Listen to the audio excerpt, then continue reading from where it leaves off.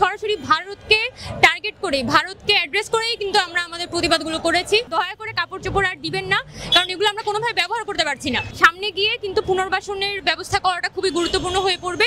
সেটা নিয়ে আমরা বৈষম্যবিরোধী ছাত্র আন্দোলন ভাবছি এবং আমাদের কাছে যে টাকাগুলো জমা হয়েছে সেটা কিন্তু আমরা আস্তে আস্তে ওই দিকে খরচ করব। সংকট হচ্ছে যে এখানে পানি বিশুদ্ধকরণের যে ট্যাবলেটগুলো, সেই ট্যাবলেটগুলোর এক ধরনের সংকট আছে। আরও বেশি স্যানিটারি ন্যাপকিন, ডায়পার, মোমবাতি এগুলোর সাপ্লাই আমাদের লাগবে, চাল ডালের সাপ্লাই লাগবে প্রচুর। টিএসসিতে বৈষম্য বিরোধী ছাত্র আন্দোলনের আহ্বানে সাড়া দিয়ে হাজার হাজার লাখ লাখ মানুষ তারা এখানে বন্যার্তদের জন্য সহায়তা এগিয়ে এসেছে। এটি একটা অভূতপূর্ব দৃশ্য এবং বিরল দৃষ্টান্ত তৈরি হয়েছে বাংলাদেশে, এবং ঢাকা বিশ্ববিদ্যালয় সেটি করতে পেরেছে। এমন একটি নতুন বাংলাদেশে যারা জন্ম দিয়েছেন সেরকম একজন সমন্বয়ক আমার সঙ্গে এই মুহূর্তে যুক্ত রয়েছেন, উমামা ফাতেমা। আমি একটু তার সঙ্গে কথা বলতে চাই। আজকে উমামা ফাতেমা, আপনাকে স্বাগত জানাচ্ছি আজকে বিজনেস বাংলাদেশ থেকে। আমি একটু জানতে চাই, আজকে টিএসসি যে দৃষ্টান্ত তৈরি করেছে এবং বৈষম্য বিরোধী ছাত্র আন্দোলন, তারা শুধু বাংলাদেশকে স্বাধীন করেনি, নতুন একটা বাংলাদেশের জন্ম দেয়নি, তারা সারা বাংলাদেশের মানুষকে পতাকা তলে নিয়ে এসেছে, একটি পতাকা তলে, এবং মানুষের জন্য মানুষের ভালোবাসার একটা দৃষ্টান্ত তৈরি করেছে টিএসসিতে। এটিকে আপনি কিভাবে দেখছেন একজন সমন্বয়ক হিসেবে? বর্তমানে আমাদের যে অন্তর্বর্তীকালীন সরকার বাংলাদেশে কাজ করছে, তাদের জন্য নানান ধরনের প্রতিবন্ধকতা কিন্তু তৈরি হয়েছে, এবং আমাদের পার্শ্ববর্তী দেশ ভারত, তারা কিন্তু নানান ধরনের ষড়যন্ত্র করে, এবং একই সাথে আমাদের আগের যে সরকার আওয়ামী লীগ, তারাও কিন্তু নানান ধরনের ষড়যন্ত্র করছে আমাদের অন্তর্বর্তীকালীন সরকার এবং ছাত্র জনতার বিরুদ্ধে। এবং এই যে বন্যাটা, এই যে কৃত্রিম বন্যা, সেটা কিন্তু ওই ষড়যন্ত্রেরই একটা ফলাফল। সেই পরিপ্রেক্ষিতে যখন তারা হয়তো এক্সপেক্ট করেছিল যে আমরা এই বন্যাটাকে কোনোভাবেই আসলে মিট আপ করতে পারবো না, কিন্তু আপনারা দেখতে পাচ্ছেন যে আমাদের যে সারা বাংলাদেশের ছাত্র জনতা একত্রিত হয়ে কিন্তু এখানে বন্যায় ত্রাণ কার্যক্রম চালিয়ে যাচ্ছে, এবং সরকার যে একটা বিভাগে পড়তে পারতো সেই জায়গা থেকে কিন্তু ছাত্র জনতাই তাকে উদ্ধার করেছে। অর্থাৎ বুঝতে হবে যে আমাদের বর্তমান যে অন্তর্বর্তীকালীন সরকার, সেটা কিন্তু শুধুমাত্র একটা নির্দিষ্ট কিন্তু বডি না, বরং সারা বাংলাদেশের ছাত্র জনতা মিলে কিন্তু এই সরকারকে তারা আপহোল্ড করছে। এই সরকারকে তারা আসলে সফল হিসেবে দেখতে চায়, সেটারই একটা দৃষ্টান্ত এই আমাদের ত্রাণ কার্যক্রমে মানুষের এত বিপুল সাড়া। এটাই সেই জায়গা থেকে বলতে চাই যে আমাদের এই ত্রাণ কার্যক্রম একই সাথে রাজনৈতিকভাবে এবং সামাজিকভাবে একটা ধরনের একটা দৃষ্টান্ত হয়ে থাকবে সারা বাংলাদেশ এবং সারা পৃথিবীর জন্য, যে কিভাবে একটা সারা দেশের মানুষ একত্রিত হয়ে একটা দেশকে বন্যা থেকে আসলে বাঁচাতে পারে, একটা বিপদ থেকে বাঁচাতে পারে। এটাই। আপনি যেটি বলছিলেন যে এটি কৃত্রিম বন্যার কথা বলছিলেন, সেই ক্ষেত্রে আপনাদের বৈষম্য বিরোধী ছাত্র আন্দোলন, তাদের কি আর কোনো প্রতিবাদ কর্মসূচি রয়েছে কিনা ভারতের কথা যেটি বলছিলেন আপনি?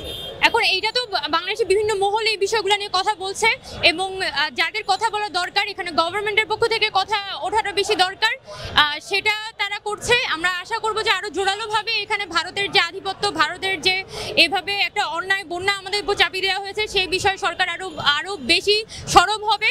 এবং বৈষম্যবিরোধী ছাত্র আন্দোলন কিন্তু একদম শুরু থেকে, যখন থেকে ফেনীতে বন্যা শুরু হয়েছিল, তখন থেকেই কিন্তু আমরা এই বিষয়টা নিয়ে সরব আছি। আমরা এটা প্রতিবাদ করে গেছি, এবং সরাসরি ভারতকে টার্গেট করে ভারতকে অ্যাড্রেস করেই কিন্তু আমরা আমাদের প্রতিবাদগুলো করেছি। এখন আমাদের সময়টা হচ্ছে কিভাবে সারা বাংলাদেশের মানুষকে, যারা বন্যা পীড়িত মানুষ, তাদেরকে কিভাবে করে আমরা আসলে সাহায্য করে এই পরিস্থিতি থেকে বের করে আনতে পারি, সেখানে আমাদের ফোকাস করাটা বেশি দরকার। আর এখানে বাংলাদেশে অনেক বুদ্ধিজীবী মহল, এখানে নানান কূটনৈতিক মহল আছে, যারা এই বিষয়গুলো ডিল করাটা বেশি ভালো হবে বলে আমরা মনে করি। এছাড়াও ছাত্র জনতা যে কোনোভাবেই ভারতে এই অন্যায় বন্যা মেনে নেয়নি, এটা কিন্তু বন্যার শুরুতে জনতার রেসপন্স থেকে বোঝা গেছে।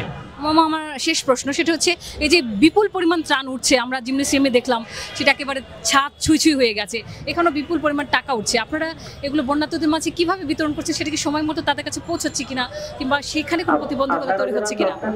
আচ্ছা, এখানে একটা জিনিস বলতে চাই যে এখানে যে আপনারা বিপুল বস্তা দেখছেন, তার মধ্যে একটা বড় অংশ কিন্তু কাপড়। এখন কাপড় চোপড় তো ওভাবে দেওয়া সম্ভব হচ্ছে না, তাই এগুলো আসলে জমে যাচ্ছে। এছাড়া আমাদের কাছে যা শুকনো খাবার, চাল ডাল পেঁয়াজ, এছাড়াও আপনার চিরা এসব এসেছে, এগুলো কিন্তু আমরা বিতরণ করে দিয়েছি। এটা অলরেডি কিন্তু সারা বাংলাদেশে বন্যা পীড়িত অঞ্চলগুলোতে আমরা পাঠিয়েছি। এর বাইরে আপনার এখানে বড় একটা অংশ কিন্তু কাপড় চোপড় রয়ে গেছে, যেগুলো আমরা কোথাও পাঠাতে পারছি না, এবং সেই জায়গা থেকে আমরা সাধারণ মানুষের কাছে একটা বার্তা দিতে চাই যে দয়া করে কাপড় চোপড় আর দিবেন না, কারণ এগুলো আমরা কোনোভাবে ব্যবহার করতে পারছি না। আর আরেকটা বিষয় হচ্ছে যে এই যে টাকা পয়সা যেগুলো উঠেছে আমরা এখনো পর্যন্ত সেগুলো খরচ করিনি তার একটা বড় কারণ যে এখানে বন্যার পরবর্তী সময়ে এখানে কিন্তু পুনর্বাসন করাটা খুবই গুরুত্বপূর্ণ। যেমন আমার নিজের এলাকা ফটিকছড়িতে মোটামুটি একটা মানে চট্টগ্রামের যে বিভিন্ন মহল থেকে কিন্তু ওখানে ত্রাণ গিয়েছে, কিন্তু ত্রাণের থেকেও এখন যেটা বেশি গুরুত্বপূর্ণ হয়ে পড়ছে সেটা হচ্ছে তাদের ঘরবাড়ি ভেসে গেছে। যেহেতু ওখানে প্রচুর মাটি আর ছনের ঘর আছে, কিভাবে ওই ঘরগুলো ভেঙে গেছে, ঘর ভেসে গেছে, প্রচুর মানুষ আসলে তারা বলতে গেলে এই মুহূর্তে তাদের কোনো ঘরবাড়ি নেই। ওই ধরনের সিচুয়েশনে তার থেকে তাদেরকে বের করে আনাটা জরুরি, তাদের কর্মসংস্থানের ব্যবস্থা করাটা জরুরি, একই সাথে তাদের পুনর্বাসনের কাজ করাটা জরুরি। এই উদাহরণ থেকে আমি বলতে চাই যে বাংলাদেশে এই মুহূর্তে সামনে গিয়ে কিন্তু পুনর্বাসনের ব্যবস্থা করাটা খুবই গুরুত্বপূর্ণ হয়ে পড়বে। সেটা নিয়ে আমরা বৈষম্যবিরোধী ছাত্র আন্দোলন ভাবছি এবং আমাদের কাছে যে টাকাগুলো জমা হয়েছে সেটা কিন্তু আমরা আস্তে আস্তে ওইদিকে খরচ করব।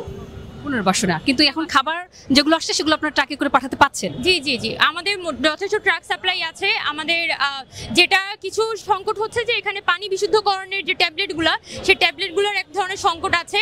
আরও বেশি স্যানিটারি ন্যাপকিন, ডায়পার, মোমবাতি এগুলোর সাপ্লাই আমাদের লাগবে। চাল ডালের সাপ্লাই লাগবে প্রচুর, কারণ প্রচুর অঞ্চল আছে যাদের ঘরবাড়ি ভেসে গেছে বা বন্যার পানি নেমে এসেছে, কিন্তু তাদের এই মধ্যে হাতে কাজ নাই। যেহেতু হাতে কাজ নাই তাদেরকে তো আমাদের মিনিমাম খাওয়া দাওয়া করার একটা সুবিধা দিতে হবে। তার জন্য কিন্তু চাল ডাল মরিচ পেঁয়াজ এগুলো আমাদের অনেক বেশি দরকার। সেটা আমরা এক্সপেক্ট করি যে সাধারণ জনগণ সেটাতে সাড়া দিয়ে এতদিন যেহেতু শুকনা খাবার পাঠিয়েছে, এখন আপনারা চাল ডাল এই বিষয় জিনিসগুলো বেশি পাঠাবেন। ধন্যবাদ আপনাকে, আপনি অনেক ভালো থাকবেন।